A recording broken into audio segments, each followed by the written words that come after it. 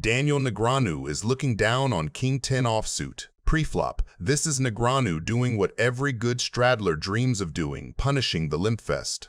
4 players just flicking calls against his live straddle, essentially telling him, we do not have a raising hand. When he looks down at King 10 offsuit, it is not a monster, but in this configuration it becomes a weapon. I'll go against my better judgment with this one. He wants to play. He bumps it up to 5,400, a size that taxes all the junky limp ranges and creates real money in the middle. Tony G decides to come along with Queen 3 suited. That call is very Tony. He has position, he has a suited hand, and he loves chaos. Strategically, it is loose but not insane when deep. And he gets Negreanu heads up, and that Negreanu is raising wide enough that post-flop aggression will matter more than raw hand strength. Once everyone else gets out of the way, those assumptions are live. This pot is now all about who tells the better story. I have no idea what you have, just for the record. The flop comes 7-8 jack with 2 spades, an absolute smash for the kind of hands Tony is supposed to defend with, and a very awkward board for a one-and-done c-bet from Negreanu. Negreanu checks with King 10. That check looks passive, but it quietly keeps his range uncapped. Tony, however, with Queen 3 of spades, does something that really shapes the hand. He takes the free card, and with it, he keeps his range face up. The turn is the 9, and that card flips the script in a way neither of them can see from the outside. Negreanu goes from decent equity to third best possible straight, but he does not rush to grab chips. He checks again. That second check is powerful. From Tony's seat, it looks like weakness, or at best, some kind of marginal showdown hand that did not want to bluff the flop and is now scared of the ever-worsening texture. For Tony, the 9 actually helps too. He now has Queen high with a gut shot to the 10 and his flush draw still live. The river pairs the jack, and this is where the hand becomes all about missed opportunity. I got a straight. Unbelievable. I mean, why can't I hit one time? It's like, I can't hit one hand. Played it so big, like, can't hit a hand at all. Well, Daniel scoops up a nice pot of almost $64,000. Tony G is looking down on 7-5 offsuit. This pre-flop is one of those spots where history sets the trap before the cards even hit the felt. Tony G opens the button with 7-5 offsuit, which is basically him saying, I'm raising my seat, not my hand. He knows the table. He knows Negreanu will defend wide from the big blind. I'm gonna raise you. And does exactly what a strong thinking player does versus a loose button steal. He pushes back. The re-raise to 4,400 is not just value, it is a message. I'm gonna raise the pot. Oh, this is the type of game it is, huh? You have no idea. It's been Every hand? every hand. From the very first hand, too. It's been vicious. 32 more? To 4,400. That's the first time I've re-raised from the big blind. Tony calls. You must have a really good hand. It's true. Re-raised him from the big blind when he raised on the button? Very first time. The flop comes king, 9, 8, and for Negreanu, this is about as good as it gets without actually making a hand. You must have a really good hand. Not bad. Did you qualify? I qualified. Qualified. Queen 10 suited here is a dream semi-bluff. Range-wise, it smashes him as the 3-better. Take it. He has all the big broadways, all the strong kings, all the overpairs. Tony, on the other hand, is sitting there with 7 high and a handful of backdoors. The turn brings the ace, and that card completely rewrites the script in a very subtle way. For Negreanu, range-wise, it is an absolute slam-dunk card to barrel. The ace belongs to the pre-flop 3-better. This is where Tony's line becomes dangerous. With 7-5, he has almost nothing, some tiny backdoor straight ideas, but nothing you want to stack off with. Yet he raises to 30,000. That raise is not about his hand. It is about everything he knows about Negreanu's range and the situation. Guess what I got? Nothing. Yeah, that's right. That's what I got. You're gonna have to take it, Maybe sir. a draw. Daniel folds. Maniac play pays off again. Queen 10 of spades I had. Just threw 20 in, hoping for the best. You the Mr. Robo, right? I'm happy to be at this table. Chips are fine. Friendlies, we're very liberal. Bet 10,000, get raised. Instamuck. My type of game. Daniel Negreanu has 6-3 suited. Tony, the only reason I played is they told me you were going to be on the show. They just called me right now at my house, and they're like, we got a game with Tony G.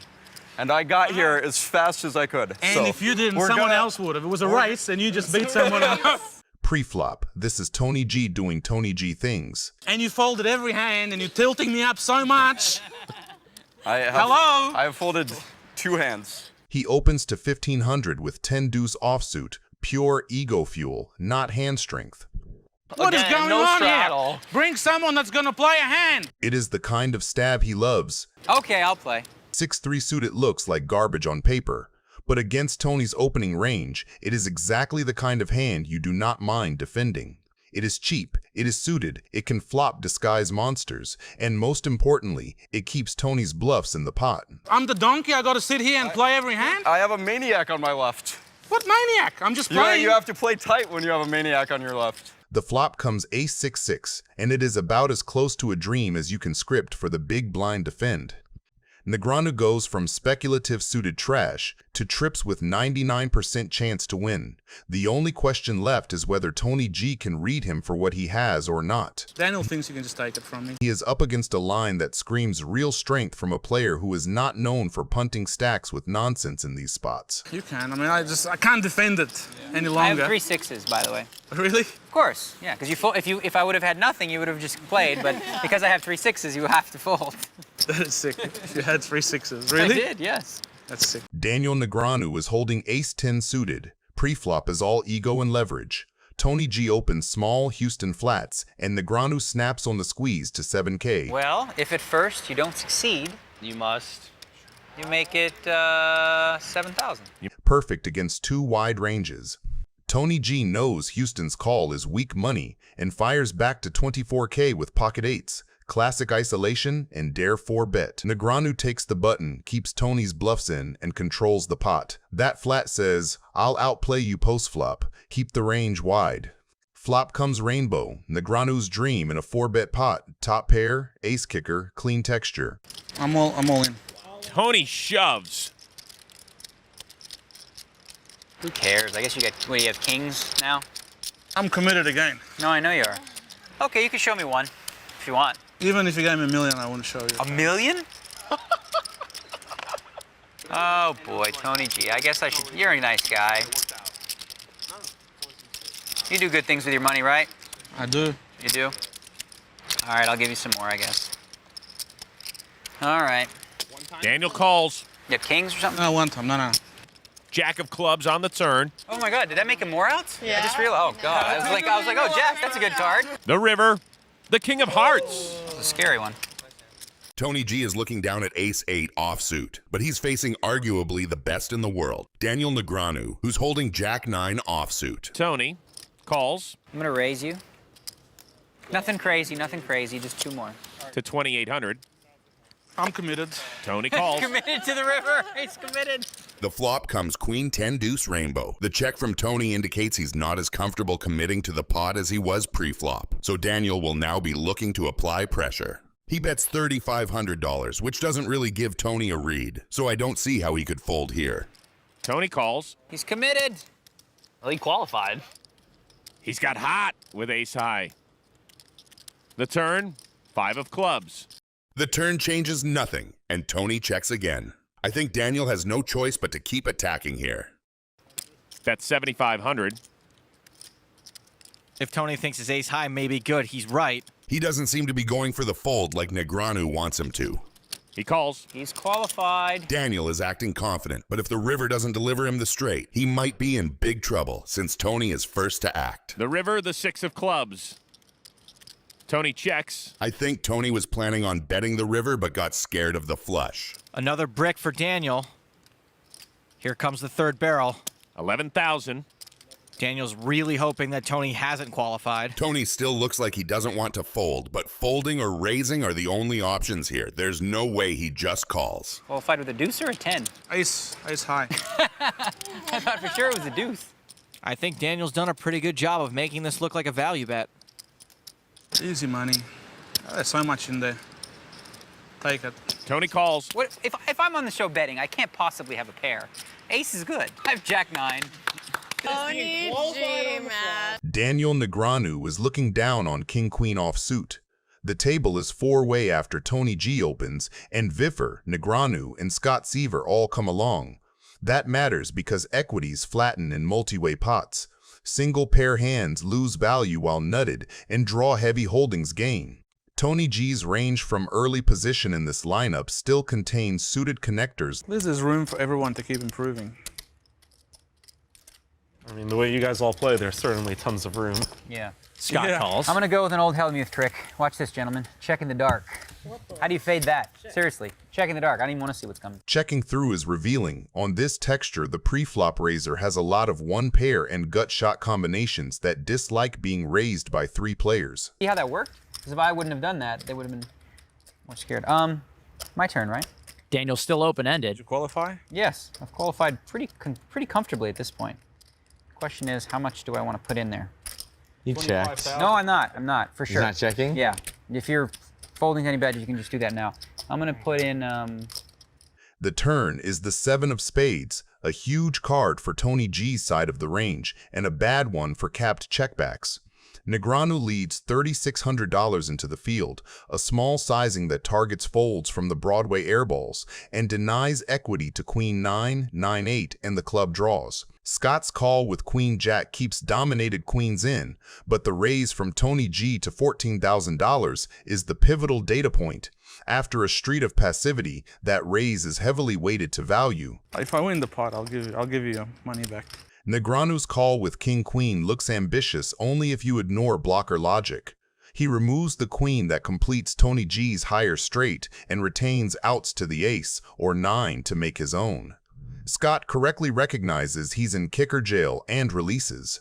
Wow, that was a big sweat. Took a long time. That speech really got him. he made a big laydown just now. The river is the 9 of diamonds.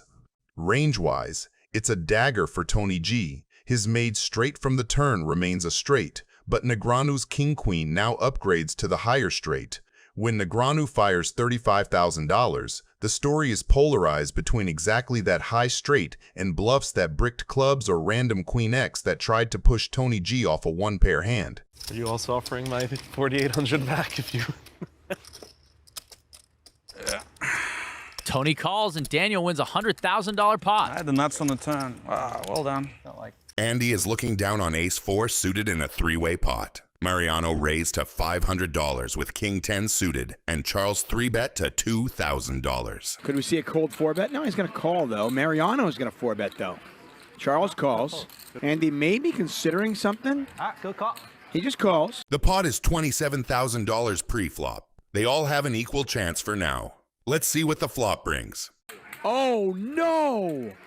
You gotta be kidding me! Andy checks because he thinks he has the best hand. Mariano checks because he knows he has the best hand. And Charles checks because he knows he's drawing dead. The turn comes 3 of hearts, and it changes nothing for everyone. Mariano, in a 4-bet pot, has flopped a straight flush. And Andy with the ace-high flush. Mariano cannot check anymore with the straight flush and value bets $8,000. Charles understandably folds. Mariano started this hand with about $300,000. Andy raises to pot amount $35,000. Imagine having a straight flush and getting raised. The only way to get away from an ace-high flush is if the board pairs. In poker, the correct move doesn't always get you the win. Let's see how much Mariano is gonna bet here, and if Andy makes one of the greatest folds in poker history. Mariano on the right side of your screen, right there, has flopped a straight flush in a 4-bet pot. $97,000 in the pot. There's no way anyone is folding ace-high flush here. Board does not pair, and Andy just bets $120,000. Mariano moves all in. Andy calls and shows him the ace. $611,000 pot, and Mariano can't believe it. Goofy limps the big blind with king 10 suited. Limping protects his range, invites isolates from hands he dominates, and keeps the pot manageable out of position with a hand that plays cleanly post-flop. Nick Airball isolates to $1,200 from under the gun with queen 9 offsuit. The raise pressures the limp, seizes initiative, and expects to realize equity against a single caller. Goofy calls. Suited Broadway is too strong to fold, too thin to 3-bet out of position, and calling keeps Nick's range wide. Goofy checks. On an ace high, 2-diamond texture, Nick is supposed to continuation bet often, so checking lets that happen. Nick obliges for $700, a small, range-driven stab that folds air and taxes random backdoors while leaning on his perceived ace advantage. Goofy check raises to $1,700. King 10 of diamonds is a premium semi-bluff, gut shot to Broadway, the king high diamond draw, and even a royal flush. Raising clears out weak queens and 5s to 9s, charges worse draws, and starts a pot that can realize maximum value when diamonds or Broadway materialize. Nick calls with middle pair and position, keeping bluffs in and retaining control of the pot size.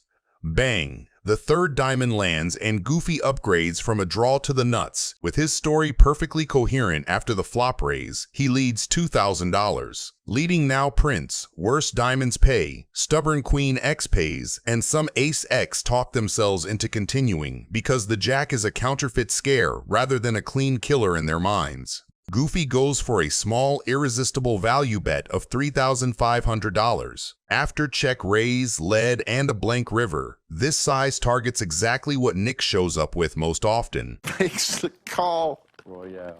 Royale with cheese. Royal.